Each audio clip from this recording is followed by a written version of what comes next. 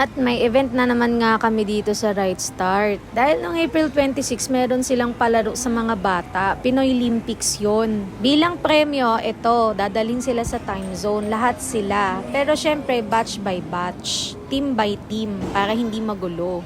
At May 2 sila magtatagpo dito sa time zone. Actually, nakalimutan ko na nga to eh. Buti na lang itong si Teacher Pau ay minessage agad ako na humabol kami. 1:13 PM na yon. Diyos ko po, ang takbo ko day. Ayun, awa ng Diyos, nakakating naman kami dito at kapapasok lang nila. Buti na lang talaga, minessage ako, kung hindi, kawawa naman ang Rio, hindi na naman nakapag time zone, may event na naman kami sa Right Start na hindi napuntahan dahil sa pagiging makakalimutin ko. At ito na nga, itatry ko na nga tong bowling, o diba? Nanay ang nag-e-enjoy, hindi yung bata. Charing. Isang beses ko lang trinay yan. At yun, diba? Galing. Hindi ganun kabigat ang bola dito. At ito na nga yung mga youth ng Right Start. Diba? Ang kukit nila at ang gaganda. Attendance check na nga itong si Riyong. At ito, at namimili na nga siya ng mga mapaglalaroan niya. Diyos ko, ayaw niya ng mga magagandang larong yan. Ang gusto niya talaga claw machine. Wala naman siya mapapala doon. Hindi siya mananalo. Madaya ang claw machine natin dito sa Pinas. Alam nyo yan, guys. Nakakagigil. At may bilyaran nga sila dito sa time zone. Diba? Tingnan nyo yung mga bata. Nag-try din ako dyan. Di ko lang na-videohan.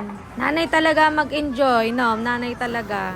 At sa wakas, at nakapaglaro na din itong si Rio kasi niyaya siya ng mga youth na ito ang laruin nila. Pero bet na bet talaga nito ni Rio yung claw machine. Kaya lang madaya ang claw machine dito sa Pilipinas. Ewan ko ba? Nakakainis. Diskarte talaga ang kailangan sa claw machine para makakakuha ka talaga. Ayan, medyo nag-enjoy dito si Rio. Mukhang G na G lang naman siya at kakulay pa nga niya yung controller niya, 'di ba? Waiting kasi sila doon sa VR, kaya ito muna yung pinagkalibangan muna nila habang waiting sila doon. Kasi may nakasalang pa doon na mga bata din na nag-VR din. And may katagalan yon. So, nandito na nga sila sa VR.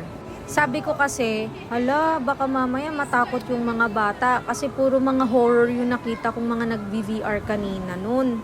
Pero itong si Teacher Pau, ang pinili niya yung hindi talaga nakakatakot. Kaya yung mga bata nag-enjoy, hindi natakot, diba?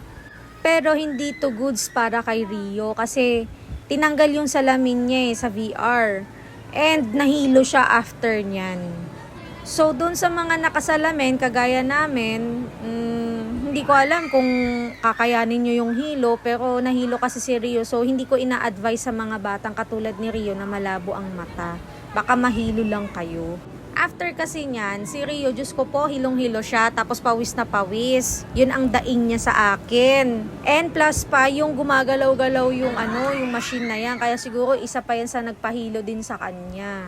Tapos, kinakabahan pa daw siya kasi nga yung mga nakikita niya nga dun sa VR, yung pababa, pataas, tapos gumagalaw pa yung machine. Ayan. Ganun talaga. Kaya nga, para realistic, diba? 7 minutes ang tagal neto. And after nga nila sa VR, ito, nag-Angry Birds na lang si Rio. And thank you, Right Start, sa napakasayang pa-experience nito sa mga bata. Kaya naman ang pag-uwi nila, Diyos ko po, wala silang mapaglagyan ng tuwa at saya. At nai-experience nga nila yung mga ganitong palaro sa buhay nila. And walang panalo at talo dahil pare-pareha silang may mga premyo. Patas ang tingin sa mga bata. Yun lang. Bye-bye!